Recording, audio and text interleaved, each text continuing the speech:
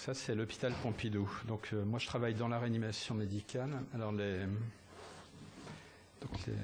fois, les internes donnent des avis sur les différentes réas de la paix. Donc, on a été baptisé à un moment la réa des petits vieux. Donc, pour vous donner un peu le contexte.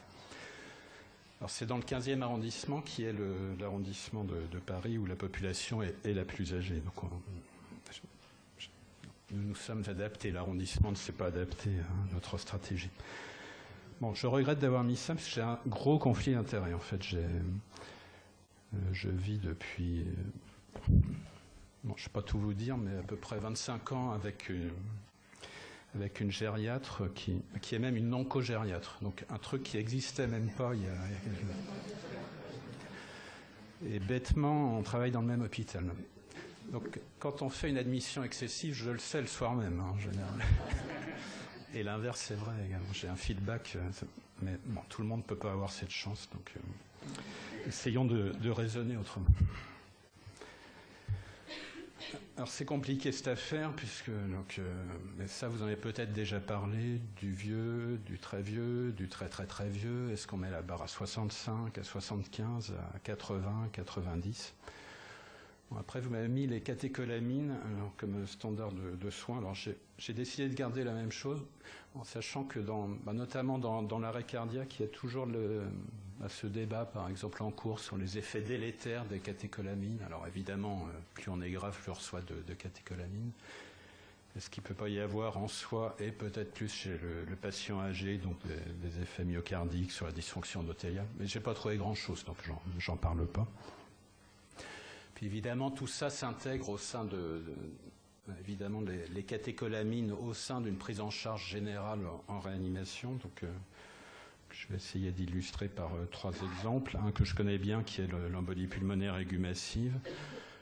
Une expérience sur l'intensité des charges en soins chez des patients donc, de Oldest Hall de plus de 80 ans, qui a été publiée par le service. Quelques données, mais non publiées, que je vous rapporterai sur le plus de 90, et puis peut-être une approche globale. Bon, alors dans l'embolie pulmonaire, évidemment, donc ce qui fait la gravité de l'embolie pulmonaire, c'est la défaillance hémodynamique. Ça, je l'ai piqué à l'Amphigoethe, je signale à l'organisateur du congrès. Bon voilà, il faut un peu de remplissage, mais donc des catécholamines, des inotropes, et puis donc la grande question c'est fibrinolyse, inotrope. Il se trouve que depuis très très longtemps, on s'était intéressé à cette maladie et également à la prise en charge des patients âgés atteints d'embolie pulmonaire aiguë massive. Et donc les publications du service montraient qu'il n'y avait rien de rédhibitoire, en tout cas pour les données de l'époque.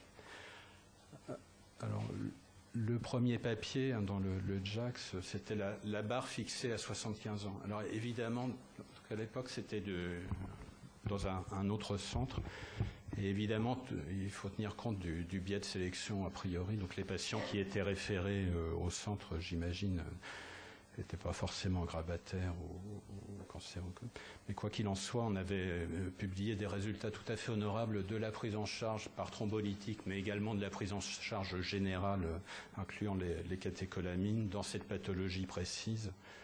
Donc avec une comparaison avec une limite d'âge de moins de 75 et plus de 75 ans. Après, ça avait été poursuivi donc, juste avant les années 2000 sur un assez gros collectif de plus de 300 embolies pulmonaires aiguës massives fibrinolisées, avec les mêmes limites donc, de sélection.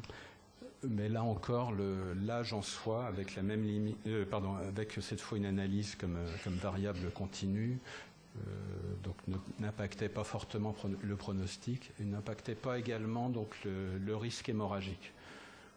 Alors là, donc nous, donc c'était une des bases, donc ces publications pour admettre ces patients donc sans limite a priori, donc pour une prise en charge lourde. En sachant qu'il y a 2 bémols quand même pour ce qui est de l'embolie pulmonaire massive. Donc il y a eu des travaux de plus large ampleur, donc dans l'embolie pulmonaire aiguë massive fibrinolisée, notamment dans le groupe de Boston de Goldhaber, qui retrouve quand même un surrisque hémorragique. Des travaux du groupe, pas vraiment dans l'embolie pulmonaire aiguë massive, mais dans l'embolie pulmonaire submassive, là pour le coup ne relevant pas a priori, au moins au plan initial, d'un traitement par fibrinolytique, avec notamment la très vaste étude Peito publiée par Guy Meyer l'année dernière, avec une analyse qui est préspécifiée a priori, donc en mettant la limite d'âge toujours à 75 ans. Alors cette étude est positive, hein. On retrouve un bénéfice sur un endpoint composite. Par contre, donc la mortalité ne sort pas en tant que telle. Il y a quand même dans cette analyse préspécifiée a priori un surrisque hémorragique donc dans la population de plus de 75 ans.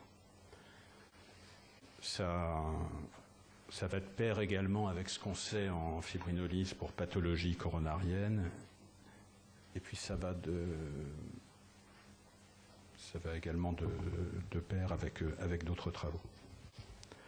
Donc pour ce qui est de l'embolie pulmonaire aiguë, donc très clairement, ça est de très longue date, la prise en charge lourde, fibrinolyse, catécholamine n'a jamais été un souci dans l'équipe. Il en est de façon un peu différente pour l'embolectomie chirurgicale. Alors, bon, là évidemment, les papiers sont parfois un peu âgés, c'est le cas de le dire. Et les résultats sont assez catastrophiques dans tout ce qui est publié. Donc là, enfin au moins dans mon centre, l'âge de plus de 80 ans fait récuser les discussions d'embolectomie chirurgicale, qui sont de toute façon maintenant très marginales, qui peuvent, et c'était marqué sur la plaque précédente, être mises en balance avec d'autres approches, mais parfois combinées, notamment l'ECMO.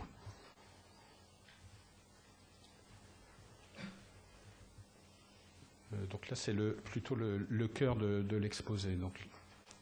Alors, c'est un papier du service qui comparait deux périodes avec une population plus âgée. Cette fois, on mettait la barre à 80 ans. Et donc, qui comparait, je vous le montre ici, une période 92-95, donc à peu près 350 patients, une deuxième période au début des années 2000 avec un peu plus de patients. Prise en charge dans la même unité de réanimation, avec un staff médical qui avait assez peu varié. Et donc on a comparé ces deux périodes, bon, en termes de pathologie admise, de statut fonctionnel à l'admission, d'origine des patients, de gravité bien sûr, et puis également d'intensité de traitement et de résultats. Alors, ce qui est intéressant, c'est qu'en termes de défaillance circulatoire, donc l'admission était très rare avant les années 2000, est devenue plus fréquente et c'était significatif donc après les années 2000. Il y a d'autres différences dans l'étude, donc notamment des différences sur le statut fonctionnel qu'on ne s'explique pas très bien, des différences sur l'origine des patients. La part du respiratoire était stable, la part du métabolique avait bien diminué. Alors globalement, là on n'est pas uniquement dans les catécholamines, on a apprécié l'intensité de traitement de ces patients sur les deux périodes. Donc l'outil utilisé dans l'étude a été le score oméga, donc assez largement utilisé à l'époque. Et très clairement, il y avait un effet de la période, c'est-à-dire que la période 2001-2004 était très fortement associée à une augmentation de l'intensité de la prise en charge. Donc ça, ce sont les données brutes. Après, l'interprétation, ça peut-être que dans la première période, bon, on commençait à admettre les patients en réanimation, mais il y a beaucoup de limitations ou d'auto-limitations de l'équipe à chaque palier de prise en charge. C'est peut-être comme ça qu'on pourrait interpréter cette intensité de traitement. alors que pendant la deuxième période, on peut imaginer que les patients ont bénéficié, au moins au stade initial de leur prise en charge, d'une prise en charge un peu standardisée en réanimation. Évidemment, la gravité influe sur l'intensité de la prise en charge. L'âge influait malgré tout sur l'ensemble de la période et de façon négative. Puis on voit que les patients avec défaillance circulatoire réclament sur l'ensemble des deux périodes une prise en charge plus lourde. Donc l'enjeu est important. Ça, c'est une autre représentation du même message, c'est-à-dire qu'en 2001-2004, c'est le tracé du haut, à score de gravité comparable, après des ajustements sur l'âge, le sexe, le statut fonctionnel et la cause d'admission. Les patients étaient traités de façon plus intense. Alors qu'en est-il au sein de l'intensité de traitement globalement plus intense de l'administration des vasoconstricteurs?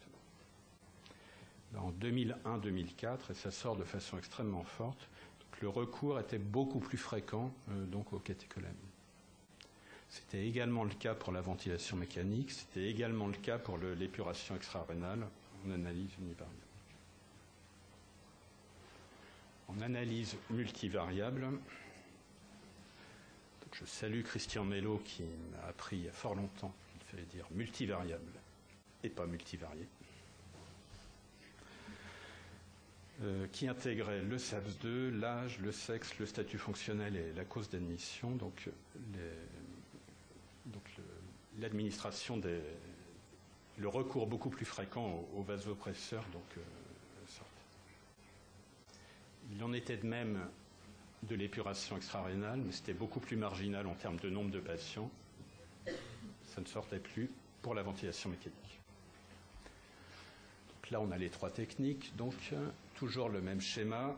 Donc la probabilité de recevoir des vasopresseurs, la probabilité d'avoir une épuration extra-rénale et la probabilité d'être ventilé en fonction du degré de gravité. On voit que le comportement est statistiquement différent. Donc, pour ce qui est des vasopresseurs, peut-être encore plus, mais ce n'est pas ce qui nous préoccupe aujourd'hui, pour ce qui est de l'épuration extra-rénale. Bon, pour la ventilation, apparemment, il n'y avait pas de différence statistiquement significative. C'est pour ça que traiter de façon isolée des catécholamines, c'est un peu difficile. Donc on ne peut pas l'isoler complètement de la prise en charge globale qui avait elle-même varié. Alors en mortalité brute, chez cette population de patients de plus de 80 ans, pendant la première période, la mortalité brute était supérieure à la mortalité prédite par le SAPS-2, elle était inférieure pendant la deuxième mortalité. Et après ajustement sur le SAPS-2, la mortalité était 3 fois moindre en 2001 et 2004. Donc je ne tire pas de relation de cause à effet, mais une intensité de traitement plus lourde, incluant notamment les catécholamines, et puis des résultats donc, modifiés en termes de mortalité. Donc le message global était celui de l'impression d'un changement de stratégie, c'est-à-dire une stratégie finalement peut-être pas trop limitative sur l'admission en réanimation, mais probablement limitative sur l'intensité des soins en réanimation et notamment l'administration des catécholamines, vers une stratégie plus agressive donc des patients admis en réanimation dans le centre. Et de façon parallèle, une réduction assez drastique de la mortalité ajustée. Alors globalement, et puis isolément, ça sortait pour les vasopresseurs et puis pour l'épuration extra-rénale. À partir de là, et puis en conjonction avec d'autres travaux, c'est vrai que la stratégie globale est en effet pour le plus de 80 ans, de ne pas considérer que cet âge est une limitation en soi, une prise en charge agressive par les catécholamines en réanimation. Ça renvoie au débat des comorbidités et puis des autres faits. Bon, alors qu'en est-il du très très vieux? Parce que bon, c'est bien beau pour nous, le plus de 80 ans, c'est presque banal. Alors le plus de 90 ans, c'était tout à fait exceptionnel et puis ça l'est moins. Alors là, c'est plus préliminaire, donc c'est un travail d'une de nos infirmières et d'une jeune CPH de chez nous, Nadia Aïssaoui, qui avait été son mentor pour relever donc des patients de plus de 90 ans admis en réanimation pour insuffisance cardiaque aiguë. Il y a un zéro de trop.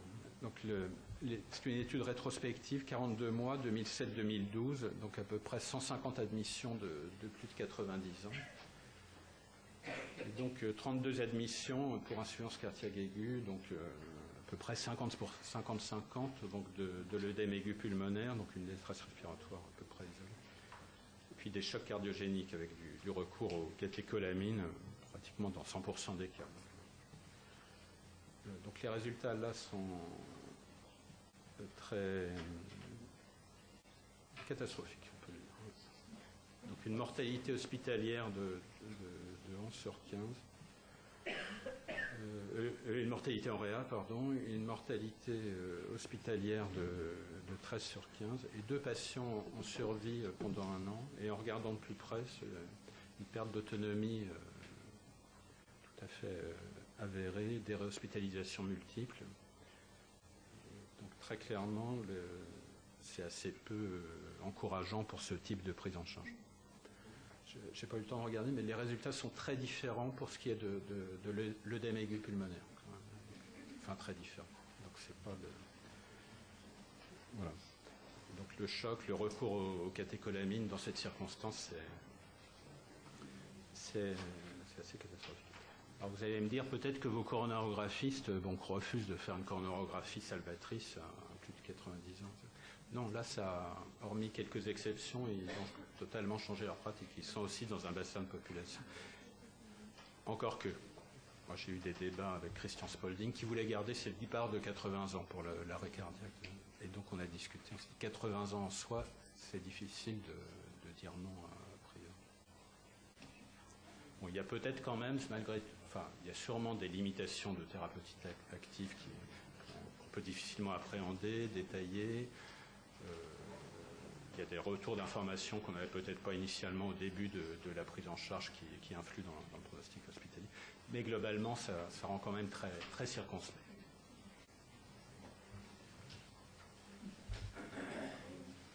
Bon. Alors, Kandinsky et son triangle. Alors d'abord, c'était une vision artistique. Alors lui, je vous rassure, il était au sommet du triangle, donc dans les génies. Ici était... Alors la vision artistique, c'est donc par exemple l'art pour l'art, c'est je reproduis ce qui s'est fait avant moi et j'espère que ça se reproduira après. Donc, il y a des tableaux un peu répétitifs, après, une recherche d'originalité assez modeste, des petites variations sur les couleurs.